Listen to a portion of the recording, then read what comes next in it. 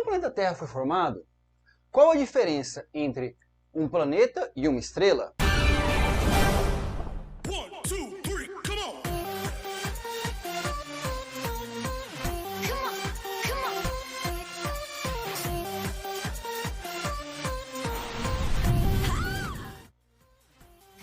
Olá, meus queridos alunos, tudo bem com vocês? Eu sou o professor Rafael e nesse vídeo vou mostrar que não importa em qual lugar você vive, com certeza ele não esteve sempre no mesmo jeito. Isso ocorre porque uma das principais características da Terra é estar em constante transformação, seja pela ação do ser humano, seja pela ação dos processos naturais. Para se ter uma ideia dessas mudanças, cientistas conseguiram provas de que, há milhões de anos, o solo da Antártida abrigou palmeiras que cresceram em temperaturas subtropicais. Estudos também indicam que o Nordeste brasileiro já foi muito frio e que no período pré-histórico esteve coberto de gelo e água. Nessa aula, vamos entender melhor as origens da Terra e você vai perceber que ela é um pontinho na imensidão do universo. E é nesse pontinho que vivem os seres humanos. Mas antes, por que você não se inscreveu ainda no canal, ô lindeza? Eu não sei. Já clica no botão vermelho de se inscrever aqui embaixo, porque tem um monte de gente que não está inscrita no canal. Assiste os vídeos e não está inscrita. Você já confirmou se a sua inscrição está aí? Então já verifica se a sua inscrição está feita para que você possa receber os vídeos que eu posto. E já que está tão pertinho do botão de se inscrever, dá uma deslizadinha ali, ó, e clica no gostei. Dá aquele like lindão, porque quando você dá o like, aumenta o engajamento e o YouTube entende que esse vídeo é um vídeo legalzão e começa a mostrar o vídeo para outras pessoas que vão começar a aprender esse conteúdo assim como você está aprendendo agora. Quando se formou, o Sol deixou para trás uma enorme nuvem de gás e de poeira que deu origem aos planetas do Sistema Solar. Por isso, eles são constituídos basicamente dos mesmos elementos e substâncias químicas. Porém, cada um tem características próprias, tanto tamanho, massa, estado físico e distância em relação ao Sol. Existem classificações para os planetas, sendo elas os rochosos ou telúricos, os gasosos e os anões. Os planetas rochosos, como o próprio nome indica, são formados por rochas e apresentam uma crosta. Isto é, uma superfície sólida. Eles são menores e estão mais próximos do Sol, que são eles o Mercúrio, Vênus, Terra e Marte. Já os planetas gasosos, eles não apresentam estrutura sólida, sendo constituídos por gases. São os maiores e mais distantes do Sol, que é o Júpiter, Saturno, Urano e Netuno. Já os planetas anões é uma classificação que passou a existir em 2006.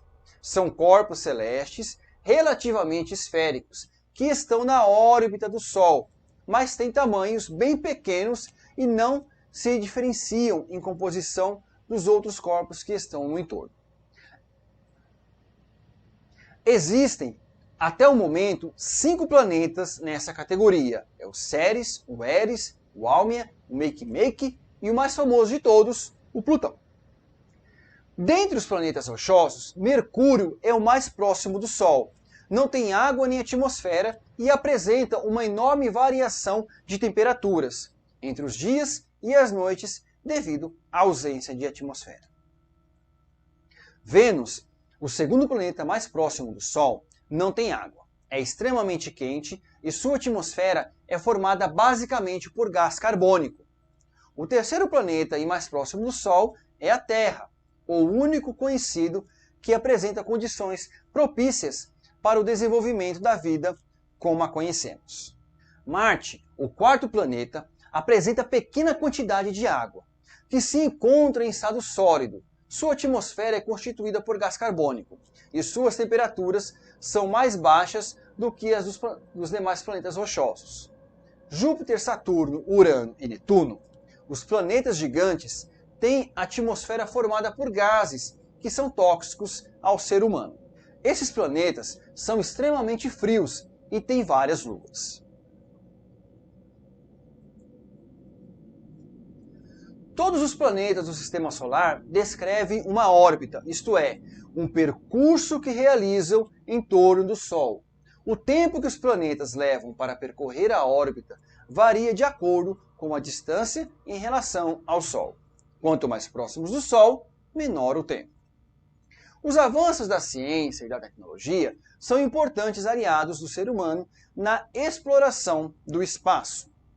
Telescópios e satélites cada vez mais sofisticados permitem que os astrônomos conheçam melhor o sistema solar.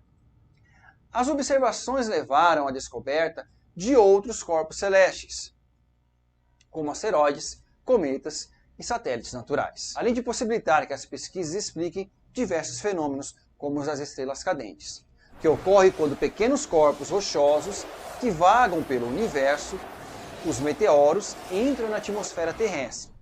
Os asteroides são corpos rochosos que têm órbita definida em torno do Sol. O primeiro asteroide foi descoberto em 1º de janeiro de 1801 pelo astrônomo Giuseppe Piazzi, na Itália. Os cometas também descrevem uma órbita definida e, quando se aproximam do Sol, apresentam uma atmosfera difusa que lhe confere aspecto brilhante. Assim, é possível distinguir neles duas partes: a cabeça, ou núcleo, que é pequena e está envolvida por uma nuvem de gases e vapores, denominada cabeleira ou coma, e uma cauda extensa. A cauda está em sentido contrário ao Sol. O cometa Halley foi o primeiro a ter sua periodicidade reconhecida, visível da Terra a cada 75 anos, quando sua órbita está mais próxima do Sol. Os satélites naturais são corpos celestes que não possuem luz própria e orbitam um planeta. As estrelas são corpos celestes capazes de produzir energia e emitir luz. O Sol é uma estrela, a principal do seu sistema, e fornece energia aos planetas que giram ao seu redor. A energia solar que a Terra recebe irradia o calor necessário para a manutenção da temperatura adequada à existência de vida no planeta. Além disso, essa energia é um dos elementos responsáveis por fenômenos como chuva, ventos, evaporação das águas, entre outros. A Terra é o terceiro planeta mais próximo do Sol. Essa posição é determinante para a existência de vida, pois os planetas muito próximos dele são extremamente quentes e os mais distantes muito frios. A temperatura média da Terra gira em torno de 15 graus Celsius, não ocorrendo variações extremas entre os dias e as noites, pois a atmosfera retém parte do calor que recebe durante o dia. Devido às temperaturas de sua superfície, a Terra apresenta água líquida em abundância. A Terra tem formato geóide, que se assemelha a uma esfera, mas com leve achatamento nas regiões dos polos. E também tem uma superfície irregular. A Lua é o satélite natural da Terra. Ela não possui atmosfera nem água e não abriga qualquer forma de vida. A Lua gira em torno da Terra e ao redor do seu próprio eixo. O tempo que ela leva para girar em torno da Terra é igual ao tempo que leva para girar em torno do seu eixo, 27 dias e 8 horas. A simultaneidade desses movimentos faz com que ela se enxergue da Terra sempre na mesma face da Lua, iluminada pelo Sol. O ciclo de mudança da parte visível iluminada da Lua, por causa da variação de sua posição em relação à Terra e ao Sol, é chamada de fases da Lua. A Terra passou por muitas transformações ao longo de sua história evolutiva, e as mudanças continuam acontecendo. Estudar as forças naturais responsáveis por delinear a paisagem terrestre é fundamental para compreender o presente e o futuro do planeta. Para facilitar o estudo das características naturais da Terra, cientistas dividiram-na em camadas externas e internas. São as incessantes interações entre os elementos dessas camadas que esculpem a paisagem terrestre. As camadas externas da Terra são a atmosfera, a litosfera, a hidrosfera, a atmosfera que é constituída por gases, principalmente o oxigênio e nitrogênio, e material particulado que envolve a superfície terrestre. Já a litosfera é a camada sólida, composta por rochas e solos, abrangendo a crosta terrestre e o manto superior. Já a hidrosfera é a camada formada pelas águas dos oceanos, mares, rios e lagos do planeta. A Terra, assim como os demais planetas, originou-se pela agregação de poeira e fragmentos deixados pelo Sol durante sua formação. As constantes colisões entre os blocos rochosos elevaram a temperatura do planeta, derretendo e misturando todo o material que o constituía. A força da gravidade fez com que certos materiais ficassem na superfície, enquanto outros se concentrassem no núcleo. Milhões de anos foram necessários para ocorrer o resfriamento do planeta e a solidificação de sua camada mais superficial, dando origem à litosfera. O resfriamento da Terra, porém, não foi total, e suas camadas internas ainda conservam parte desse calor, sendo responsáveis pelos intensos movimentos que ocorrem na superfície do planeta. Esses movimentos se manifestam na forma de erupções vulcânicas, terremotos e tsunamis, assuntos que vamos abordar aí em outras aulas. Há indícios de que o resfriamento da Terra tenha provocado a liberação de gases que se mantiveram próximos a ela devido à força da gravidade. Assim, teria se formado a camada de gases que originou a atmosfera. Acredita-se que, no início de sua existência, a Terra foi bombardeada por vários cometas e meteoros que tinham enormes quantidades de água. Desse bombardeio, teria surgido toda a água da hidrosfera. As camadas internas, localizadas abaixo da crosta, são o manto e o núcleo. O manto apresenta profundidades que variam de 30 km a 2.900 km abaixo da superfície. Suas temperaturas internas, acreditem, chegam a 2.000 graus Celsius, fator responsável pelo magma e as transformações que acontecem quando as rochas entram em contato com essa camada. No manto inferior, o material é mais líquido devido às temperaturas maiores e no manto superior, o material magmático é mais sólido. O núcleo, o interno e o externo, encontra-se no centro da Terra, local inacessível ao ser humano e aos instrumentos tecnológicos hoje disponíveis. Contudo, há indícios de que seja formado principalmente por uma liga de ferro e níquel.